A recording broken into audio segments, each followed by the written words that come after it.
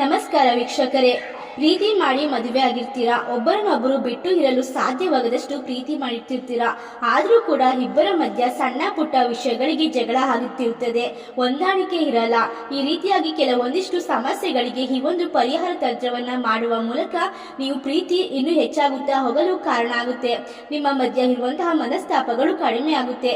ಈ ಒಂದು ತಂತ್ರವನ್ನ ಯಾವ ರೀತಿ ಮಾಡೋದು ಎಂದು ನೋಡೋಣ. ಅದಕ್ಕೂ ಮುನ್ನ ನಿಮ್ಮ ಜೀವನದಲ್ಲಿ ಇರುವಂತಹ ಎಲ್ಲಾ ರೀತಿಯ ಕಠಿಣ ಗುಪ್ತ ಘೋರ ಸಮಸ್ಯೆಗಳಿಗೂ ಸ್ಕ್ರೀನ್ ಮೇಲೆ ಕಾಣುವಂತಹ ಗುರೂಜಿ ನಂಬರ್ಗೆ ಕರೆ ಮಾಡಿ. ಇವರು ಶಾಶ್ವತವಾದ ಪರಿಹಾರವನ್ನ ಕೇವಲ ಒಂದೇ ದಿನದಲ್ಲಿ ಫೋನಿನ ಮೂಲಕ ಮಾಡಿಕೊಡುತ್ತಾರೆ. ಮೊದಲಿಗೆ ನಾವು ಹೇಳಿಕೊಡುವಂತಹ ವಿಧಾನದಲ್ಲಿ ಈ ಒಂದು ತಂತ್ರವನ್ನ ಮಾಡಬೇಕಾಗುತ್ತದೆ.